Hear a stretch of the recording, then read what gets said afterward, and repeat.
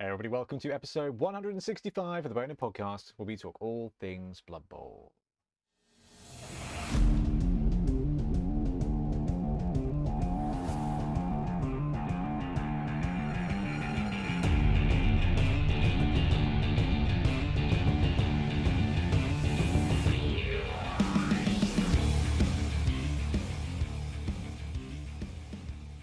And jingle. Welcome back. I'm Ben, and once again I'm joined by Blood Type Ben. BT, how you doing? I'm doing very, very well, thank you. Yeah. You're not tired? You're not exhausted? Yes, but I'm hiding it. Ah, you see, because Ben's been working overnight to tunnel Milton out of jail because we've got Miltonio Banderas back with us. How you doing, Milton? You all right? Yeah, hanging in there. It is very good to see you, man. It's good to have you back on the show. I know it's been a little while, and I know you've been outrageously and unnecessarily busy, and some of the rumours we've started are true. Absolutely. Probably most of them. Definitely. Yeah.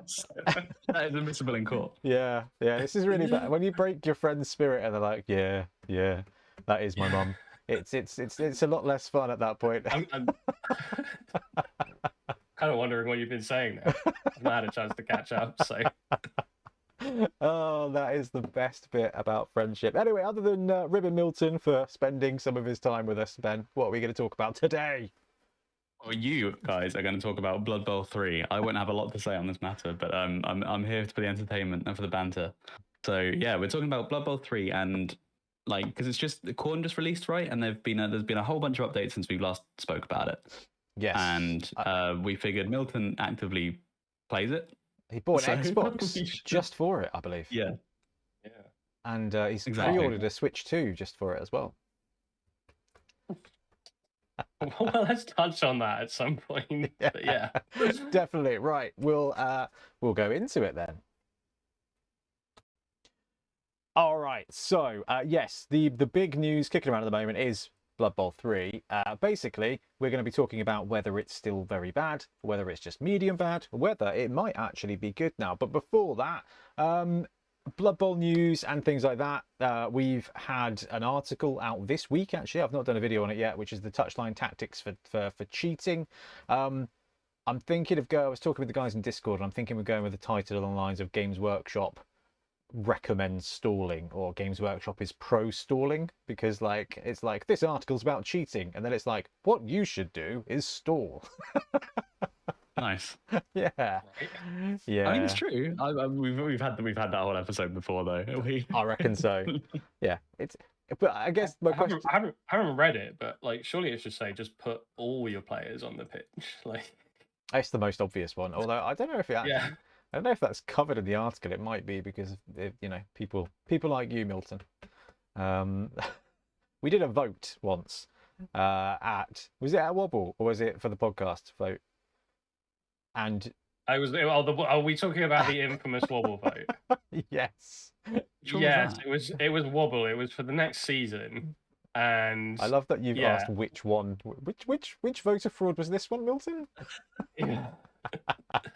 No, so what Ben's referencing is at the club we had a vote for the next season around the redraft. I think redraft's always a challenging topic. It's very contentious. It's very difficult to get redraft right and for everyone to be happy. And there's a big discussion about what people wanted to do, so they put it down to a vote. And was it yourself that did the Google form? Of course, it wouldn't. It was not going to be Ian, was it? Not going to. It was. Trips can use it. It was an anonymous form, and I'm a software engineer by profession. I will caveat that. So I have a certain natural curiosity towards how things work, and I realised that I could just keep voting. So I swayed things in my favour. I made sure I didn't put too many in, so it seemed too obvious, and everyone was really excited, and I felt guilty about it. So I ended up admitting to it in the end. It was very obvious, but it was really funny. It was funny. Yeah, it was all the little Russian flags that you chucked in there, Milton, that kind of gave it away. Yeah, it's oh yeah. We ended up doing it though. That was the one that we ended up doing. I think so. Yeah. See, democracy. I suppose, wasn't it? Yeah. Democracy wins. Always. Absolutely. Absolutely. But no, Milton, with the with the rumors and stuff kicking around. Ben and I briefly touched on it last week, and then someone else popped another thing in the Blood Bowl community, which that Rick was like, guys, have you seen this rumor? I mean, there's a lot of wild rumors flying around at the moment with trust me bro vibes.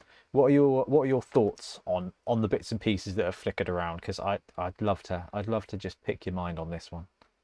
Gosh, yeah. So we did chat about this a little bit, didn't we? And there is a lot flying around at the moment. Certainly around the sort of the new box coming is feels like it, right? Like I think we're all kind of anticipating it or expecting it. It's about time, fundamentally. I've kind of, yeah, I've sort of swung a bit back and forth on it. I think part of me is just trolling slightly to say that it's just not going to happen, but it definitely feels like that's the way it's going. Only some of the rules changes and things I'm a bit sus about, to be honest. I don't think it's going to make people very happy, but certainly the kind of the way that the rumors were written was it was like business intention from Games Workshop, which again wouldn't necessarily surprise, but yeah, I don't know. In some regard, I'm just generally excited. Like it'd be really great when something does happen. So if it is the case, then it will be, we'll have some fantastic new content to talk about. We'll have a potentially different edition of the game or some new teams to play with and everything. So that's always really good fun. And it's been such a long time. I was going to say, it's been almost a year now, I think. Yeah, so I think just the general excitement and anticipation is probably the bigger overall thing. But yeah, those kind of rule tweaks. The one thing that I really hope and is kind of really annoying me is the idea that they may remove teams. Yeah, because I think it's really upsetting because like a lot of people have spent a lot of time. I mean, for BT, it doesn't make any difference because he can whip a team out in 20 minutes, as we've seen on his live streams. But for the rest of us that take like 3, 4, 5 months to paint something up, you've especially if you say you're like, oh yeah, I really like IWA or something, and I'm like, okay, the IWA box in particular, if you're going Games Workshop, is really difficult to put together to have the whole team. I know you can buy the box with certain bits, but to get everything, you need to pull from other places, don't you? So, I think OWA is right, but Renegades is Renegades. Sorry, yeah. And Underworld, no, because they changed Underworld, so the box fit, didn't it? Yeah. But even so, like if they're looking at kind of like dismantling or redoing those teams or anything to any great degree, that will be generally a bit annoying, like a bit upsetting. Even if I'm not particularly fond of those teams or don't play them, it's still interesting. Although, if those are true, I think that bleeds in quite nicely to how our friends at BB3, NACOM, are going to handle that. That's a big question that I think we should definitely discuss. Oh, absolutely. Right, Milk, quality segue there. So yeah, like Ben said, Blood Bowl 3's had a recent update. The Khorne team is now on there, but within it, there's apparently been some updates to AI and just generally like quality of life, making the game more playable. Now, I'm gonna say a couple of like mean things, but I guess I haven't checked for a while. I haven't checked in quite a while actually to see how good and how playable everything is, because I wasn't that. How do we put this in a polite way? I'm not an early adopter for things normally. I normally let people, figure it out, and then I'll jump in afterwards when it's actually working. Blood Bowl 3, I was excited for, and then because I was excited for and it wasn't quite ready, which I think is the correct terminology, it wasn't. It didn't capture me as much. But now they've dropped Khorne, which is wicked, because that means you've got a really good way to play a load of Khorne online or against the AI. But now there's only a few teams missing from it. We're actually at a point where we've got a very functional version of Blood Bowl. But yeah, so they dropped all the updates and stuff like that. But Milton, I'm a PC guy. I know that you are too, but you've also picked up an Xbox. We were talking a few weeks ago. You were like, "Oh, do I bother picking it up?" And we kind of bullied you into it. So I'd love to get your thoughts on Blood Bowl 3 for the Xbox. Oh, absolutely, yeah. So I did pick up. I didn't early adopt the game. I let you guys do that because I'd played the beta and I was wholly unconvinced that it was going to be functional for Go Live, which it wasn't. Ta-da! And the kind of overall cost of it at the time, I was just like, no. I think I picked it up maybe season 2. By then it was a lot more stable. Yeah. I picked it up on PC, so I've played it on PC quite a bit. And then so I've recently become the owner of an Xbox Series S. Yeah, that's right. Which is the not so powerful one. But did you does have the to job. buy it in a car park? I did not, although I did get given it in a car park. So My maybe kind of. God. Yeah, like What is with you Yeah. two? Honestly, Best place to acquire consoles, man. yeah. I'm missing out No, here. actually, no. I was in a car park when I obtained it. Yes, absolutely. So anyway, moving on. Yeah. So I kind of sat on the fence a little bit around the purchase of it. A couple of things there is that the you know, police. despite the fact that like ultimately it's all cross-platform and it's all on Nakon's server, the account registration and everything, you cannot log into your PC account on the Xbox version or the PlayStation version. So one of the reasons I was sat on the fence is that I think maybe I'd purchased a couple of sort of cosmetics or whatever. And I had a bunch of, I think season 1 came free, didn't it? Because of all the problems with launch. Yes, so they gave you a refund, or they gave you like a load of like gems or something with which you could buy the first tier. Yeah, loads of stuff. So I've got my PC account. I wouldn't say it's extensive, and but it's got some stuff on it. And I was kind of like, I'm going to lose out on those. I'm not going to have Lizardmen because I don't think you get the Lizardmen for free anymore. You have to go and pay for them or pay for the pass or whatever. Yeah, I think it's about £10 per team. Yeah, roughly that, which isn't terrible, but is probably. I mean, it's not terrible if you've already got the game and you want to pick up a team. Like that's all right because the game is not. Well, it's about 20 quid now, right? Something like that. Well, that was it. So that was the thing. It went on sale, and that kind of helped sway the decision. So the Brutal Edition with the extra bits and pieces, the sort of Black Orc and Imperial Nobility bits with some Warpstone or whatever it is. 20 quid. I think for the game that it is now, 100%. That 20 quid is absolutely worth it. So yeah, I picked it up on the Xbox, and as you sort of mentioned, I was quite curious to see how different it would play out on the console. And it is quite different. The game itself has changed a lot. Like the evolution of it is quite drastic certainly from where I first played it in terms of the overall feel and quality of the game. So big props to them for actually managing to fix a lot of those issues. The general like menu and layout is similar, but there seems to be some more options and choices and things. And then kind of just got stuck into playing it. I think one of the things that I really like, and there's absolutely nothing stopping you from plugging your computer into a massive screen, but playing it on the TV plugged in with the Xbox makes it feel like more of a spectacle.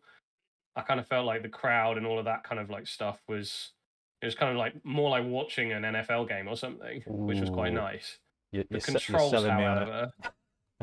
controls, however, are probably the biggest challenge. Like that's the biggest difference. So if you're really used to playing with a keyboard and mouse and the point and click, and if you played a lot of Blood Bowl 2 on the PC or whatever, and you've been kind of used to it, there's a lot of familiarity. Maybe if you'd done that on console, that'd have been the change. But for me, jumping from one to the other, Blood Bowl has a lot of things going on. I think this is the thing that I took away from it most of all. There was a lot of choice, like in the game itself. If you pick up an RPG or something, generally speaking, you've got like attack, defend, inventory, something like that. When you're playing a game like Blood Bowl, there is a lot of management. There's a lot going on. You've got to move across the pitch and pick your players and direct them. Each of them has their own individual actions. There are other things that you can do during that point of time.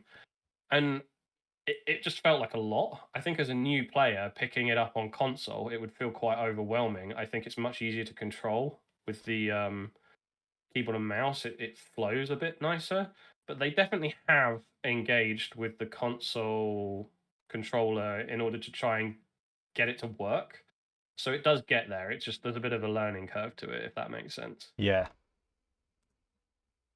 Yeah, yeah. I mean, that's always kind of the case, but you're not wrong. Like, but I mean, Ben, you've played console and PC games on and off, like different variations and stuff like that. Have you ever had a difficulty with controllers from like one to another? Because when I picked up Halo Wars. Or no, Lewis Morgan gave me Halo Wars for the Xbox yeah. back in the day, and that was an RTS with a controller, and I was like, this just feels so wrong. It works. Halo Wars was actually surprisingly well made, though. It's a good game. It was because it was built for a controller, right? It only came out on Xbox, so it was, yeah. No, I guess I've just been playing games for like so long. I've never really had that. I think shooters were the biggest thing that I really couldn't vibe with on a console, but it doesn't take a long time to pick it up. Like it takes probably about like FPS. After I'd say 10 hours, you're absolutely comfortable with any game. Yeah, that's fair. So it's like I think there are just little bits that if you have issues, it usually comes from the game itself has like a challenging UI. So like the game doesn't really use it very well. I think in terms of like just adapting to moving between platforms, I think usually that's not that much of a problem. But yeah, I think that's a really fair comment. I would agree. I suspect if I spent this, there seems like a lot of shortcuts, a lot of like controller hotkeys in a way. I think combinations of things you can do that I'm not yet aware of, or like I've not had time to kind of learn. So I think you're right there. You know, with more experience in it, I suspect it will become easier. I think maybe the entry to it is a little more than where I kind of anticipated it being. Yeah. But you're right. After a while, and I suspect people like Borat, who I know plays on the Xbox and stuff, and he's quite keen about Blood Bowl 3 and everything. Yeah, I suspect he's probably got it down to a fine art already. It's a weird one though, because I don't know how like it's interesting to see the market for console gamers and Blood Bowl 3. So like where it crosses over, because are they I do wonder the player base for Blood Bowl 3 is it people who already play tabletop wanting to play more? Or are there a lot of people who just like stumble upon it thinking this looks kind of fun? Because I do always wonder if people are stumbling upon it, are they surprised or disappointed by it? Because I feel like we know Blood Bowl because we play it on tabletop. We know it as a tabletop game, as a Warhammer game. But if you don't know that and you see it in like a shop and a sale, and I do wonder if people like are getting it because they might like sports games and they get this cool themed sports game, and then it's like, oh, this isn't a sports game, it's chess. It should just be called like, Blood Bowl Tactics. Like, yeah, exactly. And it's just, and also maybe the other way around as well, where it's like people get it thinking it's going to be like a cool dynamic like Warhammer game or like an action game, and it's just really not that. It's I do wonder that. It's a really interesting point. So I actually encountered this slightly. So my colleague, who's like very aware of my interest in Blood Bowl, but has no interest in it whatsoever, saw that it had become Blood Bowl 2 had become available on Game Pass. So he thought, well, I'll give it a go.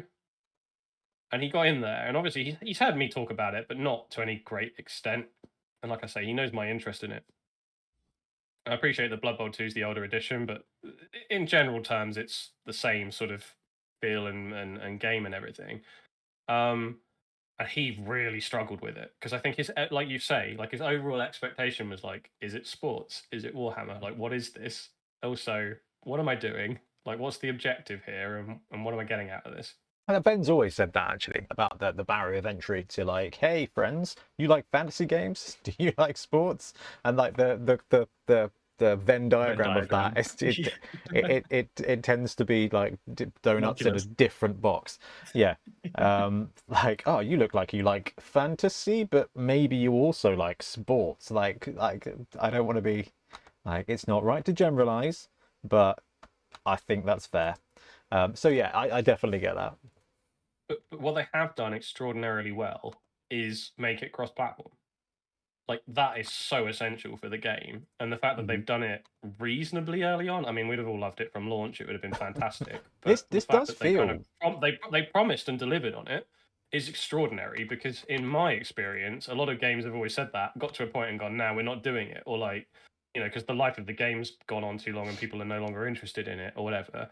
I think it's probably almost essential for them as a platform, because you will, like you say, Ben, have certain people that are interested in picking it up on the console, certain people that have access to the console and maybe don't have access to a PC or whatever that would want to play, but then can't play with the people that they want to play with, that puts them off purchasing it. So the cross-platform element to it is a huge win, like absolutely huge win. The fact that you can pick it up on any of the platforms now and go and play with anyone is phenomenal. Like really, really big movement forward from the way that the game started. Sorry, I've got Blood Bowl 3 up Yeah. in the background. I'm playing some Corn. I tell you what, the best thing I about did this. notice. I saw some cool animations. I saw one where he just like drop kicked the guy and gave a double thumbs up. Yeah, That was quite fun. Yeah, the best thing about this, and regardless, I think, as to whether you're playing console or PC, Milton, if you're playing Corn, you don't have to. You're skipping that follow-up click. It's magnificent. It's like, oh, I don't have to choose to follow up. I'm just gonna go down a hole here, a hole of That's a relief. death and Thank skulls. God. I know that click rate, smashing it. That's a really interesting point, because you're right. I think how on tabletop some teams have a lot of actions. Oh And God! it takes like a Can you considerably longer time to imagine play them. Snotlings on this? Like, I love Snotlings. Snotlings are a great team, but when we did the championship videos with Snotlings, they always took like 45 minutes longer to film, because you've always got that interaction. You've always got that like and sidestep, and do you want to sidestep again, and do you want to sidestep now, and what about now? And it's just absolutely endless. Absolutely. And yeah, I think that translates enormously through to playing the game. And maybe someone who is new might not understand that. And so there are teams that are simpler, where you've got fewer actions, fewer kind of decisions to make, really. And I don't think that changes like the game or the enjoyment of the game or whatever, but it does certainly, for me personally, especially using the controller and, as you say, like having that kind of overall understanding of it, reduces that barrier. So maybe the team choice and everything kind of can help towards that overall decision. Yeah, I mean, the teams that have still got to go, Snotlings, Ogres?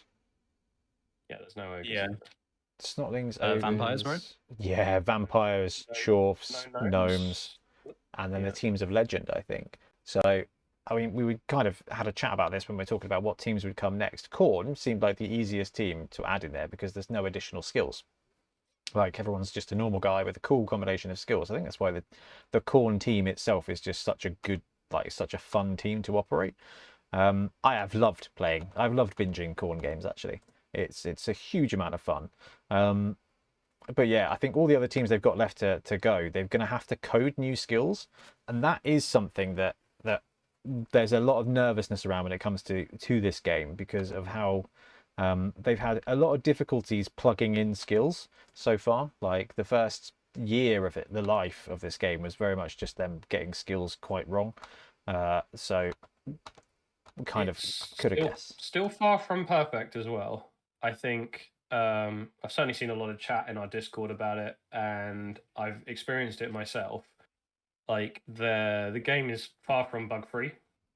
I've seen weird stuff where you'll get like GUIDs or strings of messages sitting above like players' names or over the top of like where a skill should be, or sometimes it will like not let you make an action that you should be able to make for no particularly good reason. I spent the second half won't. of this last game with a little message at the top saying waiting to choose outcome, waiting to choose die roll, and I was like, why is that still there?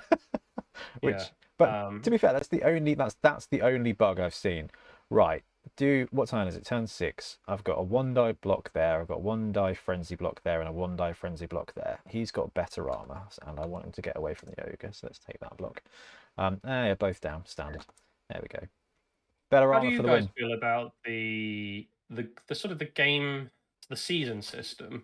So where you can so every season there's a new team, and then you've got sort of the objectives that you can meet in order, like, from the experience from playing through that season to gain cosmetics and stuff.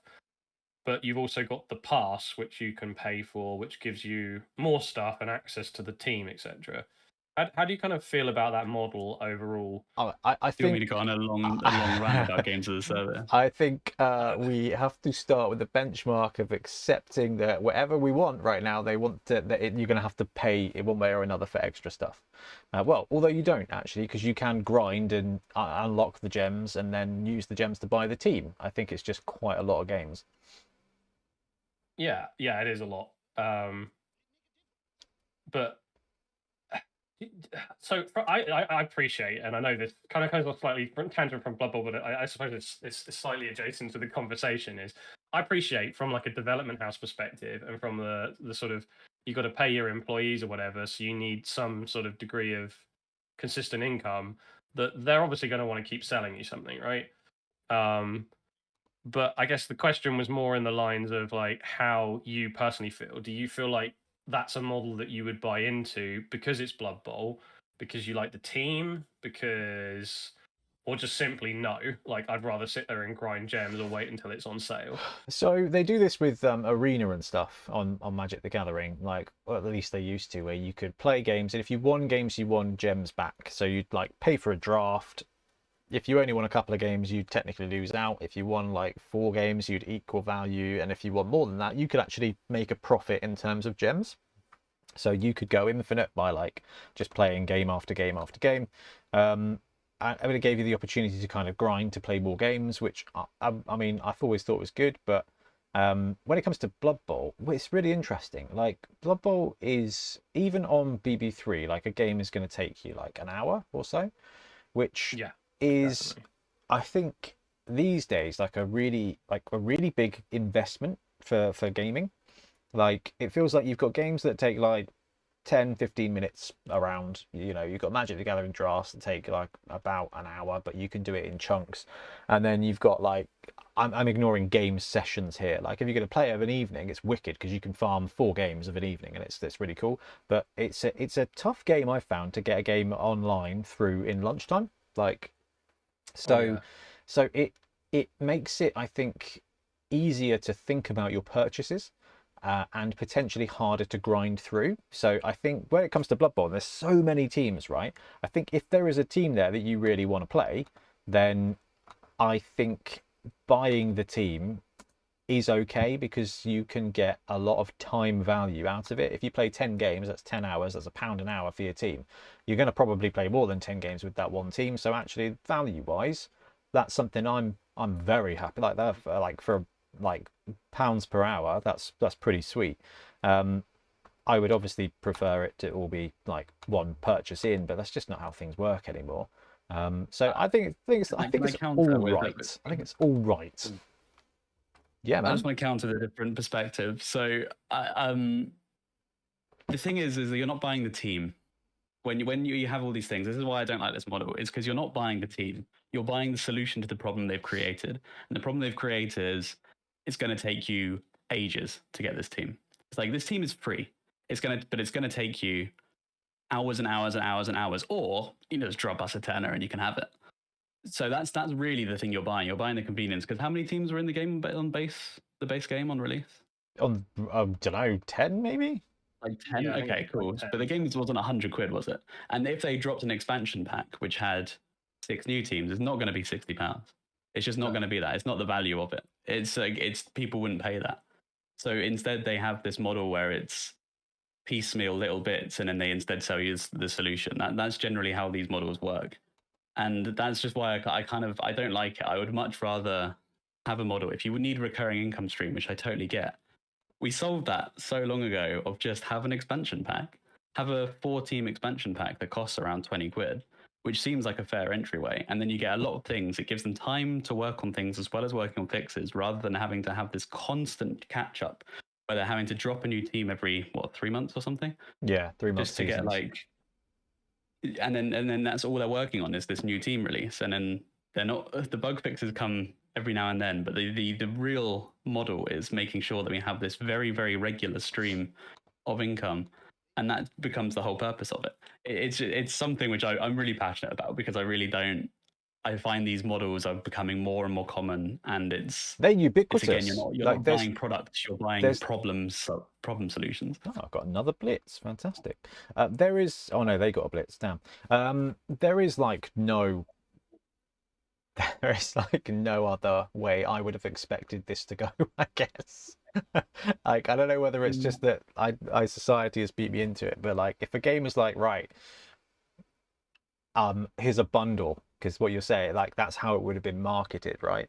Is like here's a bundle, 20 quid, 4 teams, go go go. That's like end of life stuff that you get in Steam sales. That's how it feels. That's because of how It really no, isn't. but because of like how the last 10 years has gone, because of how that's how people bought into Blood Bowl 2 at the end of it. It just feels like that, and the battle pass is just so ubiquitous that it's just like They're really not anymore, though. That's the thing. That's they're good. really dying out. This has been tried. Like this is very much a symptom of I'm 2016 era, like 2016 to sort of 2022. Like Battle Pass was obviously the huge thing, and yes, they are still around in a lot of games, but like I think people are resisting it, and you're seeing it less from what I see. And what's appealing to people more now are the single purchase indie things. I think people are having enough, and the things that are getting success are these like buy a product like it used to be. Like it used to be. It's like you can buy this product we're giving you, and yeah, there's a whole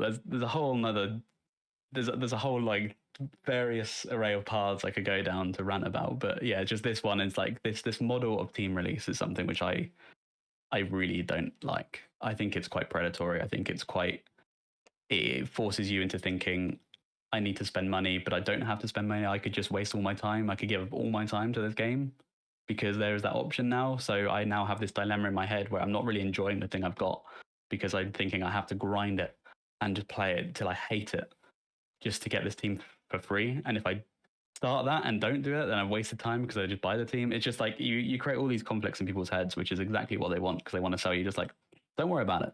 Tenner, there you go. yeah. They would never I normally just drop a tenner on this, I but- did just pay a tenner. Yeah. Yeah, but actually, I think like what quite do I do? interestingly, because Let's go I've seen this this with way. other. Let's go this You're right, BT. And one of the games that I decided not to buy. I'm a huge fan of the Street Fighter franchise. Okay, and the Street Fighter games have gone down the same model where you buy a season pass and you get access to the new characters. If you don't buy it, then you don't get the characters or whatever. Similar to buying the teams in this way. But I think for me, on reflection, if we're playing Blood Bowl on the tabletop, you go and buy a team, right? And I wondered if there was any kind of like reflection of that in how Nacon felt they should approach this particular game. Like they could do that because if you were playing it on the tabletop, it has that same sort of feeling. Do you see what I'm saying? I And, like, definitely do. You would buy a team. But Yeah. that's from a tabletop point of view, which Exactly. So I feel like maybe so obviously from a financial perspective, it's advantageous to them, but I wonder whether or not they've also chosen to take this model because it feels more like oh my it's god, a I forgot I reflection had of the Skitter. tabletop. But and I guess that's why I asked the question as to whether or not you kind of feel you agree with that. You have Skitter. Yeah, I forgot I bought Skitter. There's me just playing like a merry little corn murder rampage thing, and I've got a Skaven on my team. Oh, what a fool of a toque. Anyway, surf this chap. Because one of these things it reminds me of is like Magic the Gathering Online. So like, I could go out and buy a Magic the Gathering deck, and I don't think they do it now, but at least they didn't used to. Like if I had the physical deck, it would be no relation to what I have on the online game. Like I'd have to go and buy that whole deck again online. And as someone who plays Blood Bowl on the tabletop, Been there. I've got teams that I go and play with. And so for me, I find it really difficult to sit there and look at the Blood Bowl 3 game and go, yeah, well, if I really want to go and play lizards, I've got one sat in a box over there. I'll just go to club and play them. So like, why would I spend a tenner on a digital lizard team unless I was really desperate to play it? And I suppose in a way, like I guess the market's split because there are people that only exclusively play Blood Bowl 3, play the video game, and not the tabletop. But I wonder in a way if that has an impact on how people have perceived this game and the kind of popularity and overall. I interest in it? don't know, but I mean, I would actually love to find out that answer. Of who plays this game the most? Like, is it gamers or is it tabletop people farming games? because I do like that. I do like this, and the AI is still bad, but this is super super super playable. Before, the AI was trash tier, where it would just wait for 3 minutes and then all of a sudden do everything, which is just miserable. Whereas now it's not making great decisions, sure, but like I can play stuff. For example, I'm about to hand off to Skitter here on my quarantine, which is great, which means I can actually binge a load of Blood Bowl stuff, even if it's not proper Blood Bowl because it's against poor AI. You know, you still get the vibe of playing Blood Bowl stuff. Which absolutely, the AI is so much better than it was. So the first thing I did when I got it on the Xbox was because the achievements look shiny, so I wanted to go get the achievements. Is to play the campaign. So there's like a little campaign you can play through that sort of teaches you the basics a little bit. I wouldn't say it's actually the best tutorial. I think there's room for improvement there, particularly for like a new player. I think the explanation and kind of what you can do and everything could be better. But you do get the achievements for blasting through those. There's a whole bunch of other achievements as well. But the AI against them was so much better than it was when I played it initially. So much better. And you're right, it's not making the best decision, but it's making better decisions, and therefore the game isn't like just impossibly easy that you just walk through it. Because I think the first time I played it through, I just played Skaven. Oh man, I did this on stream. I think I did this on stream, and I was actively making terrible decisions to see what would happen. I was leaving like wide open fields of play for the AI to just pick up the ball and score a touchdown, and they were like, I think I'm going to dodge with this guy. I was like, what? Yeah, exactly that. I think I was playing Skaven. I get like a gutter runner, and I just place one on the line and one in the backfield, pick the ball up, hand off, and then just run down the pitch. And then they just wouldn't bother like going for it. Like they'd just leave the gutter runner there, and I'd score in 2 turns every time, every single time. Yeah, it's fun, isn't it? It's like 6-0 or whatever, right? 8-0 at the end of the game, because like they just wouldn't bother going for you. But now, and I tried the same thing on the other day on the Xbox. They pitch cleared me. Wow. I mean, obviously, I can't help. Yeah, I got pitch cleared by the AI because they just. I mean, no, the thing is every block that they made, they cast. So I had nothing. I had nothing left by the end of it. I was like, "What's happening?" I got really upset. I was like, "How dare the AI pitch clear me?" Just got completely diced by them. I was like, "The Xbox and silent." Yeah, I was like, "Oh no, this is embarrassing," but it happened, and I was like, "Okay, well, there's obviously like a clear improvement. Obviously, the dice rolls or whatever are what they are, but the decisions it made were better, way better. So yeah, you can definitely have more fun playing against the AI than you used to be able to." I feel like we have to sort of put a public service announcement that try not to play against the AI too much, because you will learn terrible habits. Of just not trying, and the more you play against the AI and not try, I think it will loosen up your tabletop game. However, if you've had a long day and you just want to punch the face, score some touchdowns, I actually think the AI is at exactly the right difficulty level, because you can play, win, do whatever you want without actually paying much attention, but you still I think the AI is a great one where you do your turn and then just don't worry about what's happening, and then you come back to it and you're like, ooh, okay, what can I do here?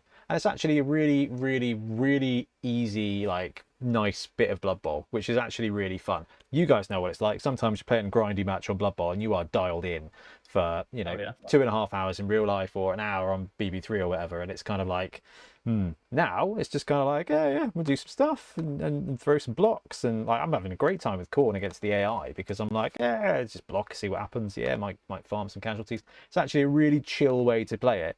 And do you know what? With the exception of the little bubble boxes for waiting for the result of the block test here, which has happened again, I've had no problems with it. I'm actually super happy with it. It's not the best, but it's not it's yeah. Do you know what? It's exactly what you'd expect from playing AI against a complicated game. I think it's pretty decent. So my question to you chaps now is, without us going into leagues and the arena system and all the online stuff, which I don't feel qualified to talk about properly right now because I've not binged that. Like, it's not really been part of how I interact with Blood Bowl. But I personally think that the way the game runs now and the fact you've got all those teams, yes, you'll have to buy a team you want to play, or like, you know, do the whole Ben thing and grind the game for 4 weeks. I think this is good enough to log on and play some Blood Bowl. What are your thoughts, guys? Especially Yeah, Ben. absolutely. I agree, and again, I think that's one of the reasons why having it on the Xbox was like it was the right choice because I can literally just press the button on the controller, turn it on, go straight into pick a game up, off I go. Hour later, I had a bit of fun, can put it down if I want to. I've got all that choice there, and as you say about the online stuff, I would agree. I think that's a good way of putting it. I'm probably not best placed to talk about it. I don't think I've spent enough time in there. I think what's there now is really good.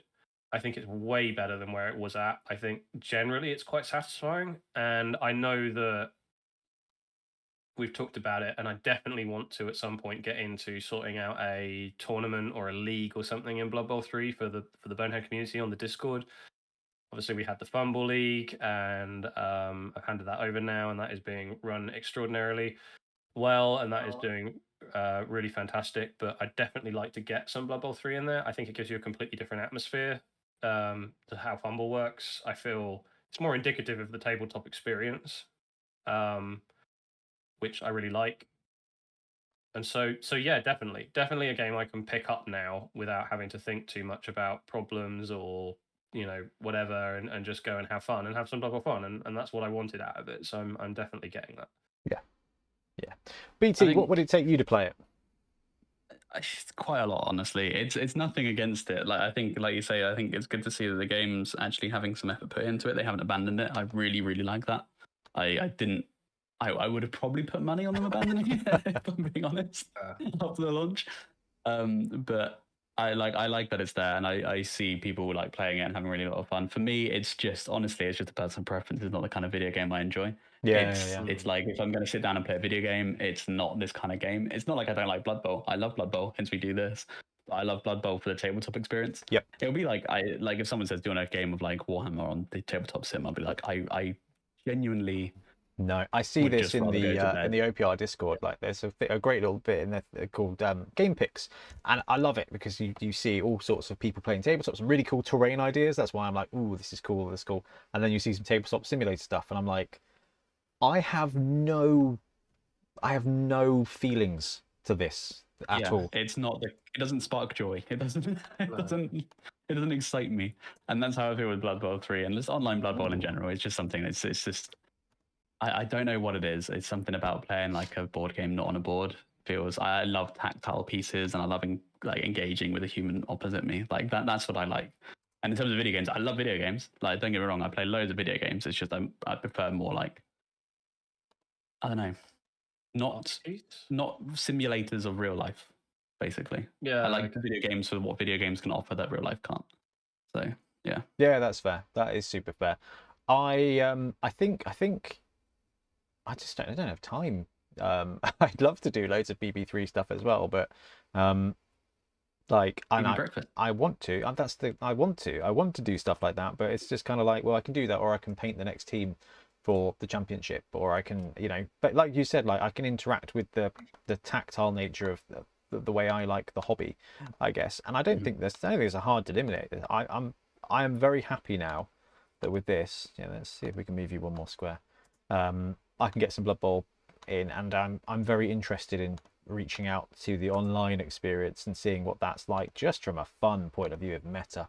But there's something about digital that means less, and I hope I'm not going to offend many people out there by it, but like, because it is digital, and I'm not saying it doesn't feel real, but like, I think it's, you know, the tabletop stuff, you've built the team, you've potentially painted the team, you've gone to a place, you've had an interaction. It feels much more like there's a lot more meaning there because you've got the interpersonal relationship. But I also think the same thing can become from like a a tournament or a league that is online with a community behind it. So like the fumble work you did, Mill, was awesome. Like that was almost just as good as a tabletop thing. In fact, the balancing factor may have been a little bit better because it took less time and it was easier to achieve, but you still have that community element. Whereas I think like with the Magic the Gathering arena approach, and I assume that's how Blood Bowl 3 does it, like it is kind of blind rolls on like the ladder and stuff. That bit I think is the bit for me that I'm less fun by, because playing Blood Bowl digitally is a bit of work, like you said, Milt. Like Ben, you just kind of said, like there's a little bit of simulator work, which is a bit spreadsheety, which I'm totally fine with. But you're kind of playing against the game to make sure what you want to happen happens. So you're kind of playing Blood Bowl competitively, and it's almost harder. Yeah, it's interesting what BT said, and then you said the word simulator, and I guess that's kind of where the question I asked earlier came from about the cost and the model and everything, because it, in a way, for me, it feels like I'm paying for a simulator of a game I already own. If that makes sense? It's like I own the tabletop game. I can go and play that right now with someone, but what I'm doing is paying for the privilege to simulate it on a console. Which I mean, yeah, I mean, it's not. I don't think it's fair to completely reduce it to that. No, it's not. But yeah, of course. Yeah. And there's been a lot of work gone into it, and it's an oversimplification of the analysis of it. But yeah, I get the angle that you guys are coming from with it completely.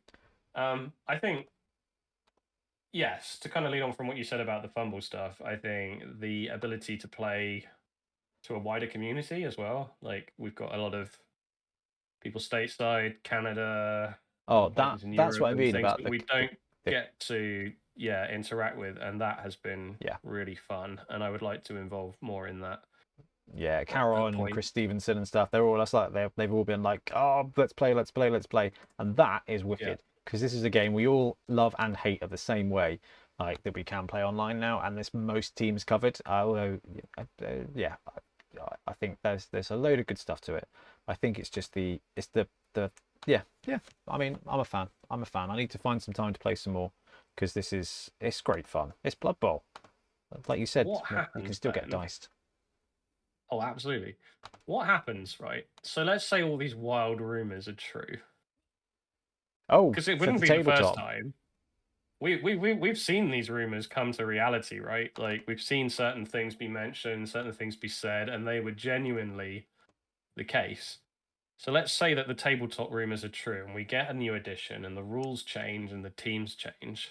How is that going to impact Blood Bowl 3?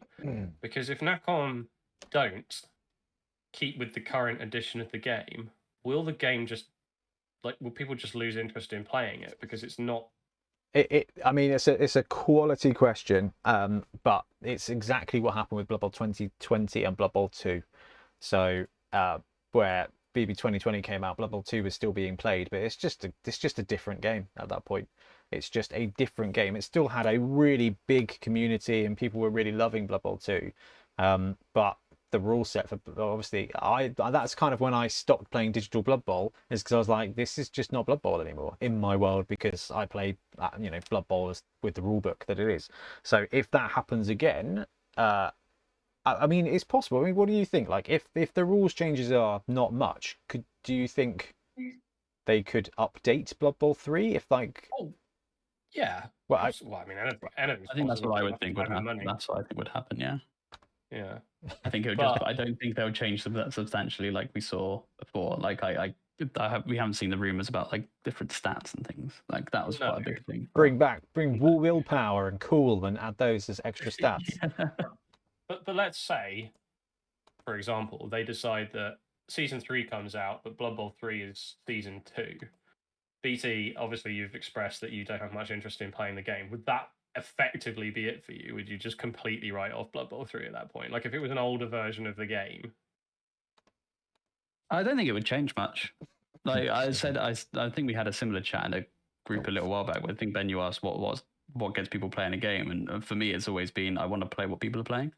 So if someone is just like, yeah, let's play, like if I'm going to play digital Blood Bowl, I'm going to play the digital Blood Bowl that someone else has to like be convenient, just like because I want if you're enjoying it, I'm going to enjoy it. So yeah, so I don't think it would really change anything. And I think I'm so used to this edition, it wouldn't be like forgetting rules to go back. It would be, Yeah, that's what I'm absolutely familiar fair. with already. Yeah, I think that's really fair. and also it's got the roster of teams. Like if they end up having to like redo everything again, like a Blood Bowl 4, which seems wild. Yeah, That's I don't know. I don't know what's coming first, Blood Bowl 4 or new Animal Crossing for the Switch. That's the question that I Oh. think my wife would ask. We didn't talk about the Switch, but you mentioned it at the start. Yes. That's crazy. So I've asked the question of them, and I had the response that The response was the game LOL. was, yeah, pretty much. I mean, initially they said that it was coming to the Switch, Yeah, they did. Yeah. and they put pre-order out, and I almost pre-ordered it. And I don't know what's happened because obviously that's not a thing anymore. And I know somebody the other day posted in the Discord, I think it was, or I saw it somewhere, that they kind of asked about it coming to the Switch too, and I can't remember what the answer was. I think it was not very clear. Yeah, like what the hell is going on with that? Because I actually think it would be quite fun to have it on like a portable, like something you yeah. can just like pick up, put down.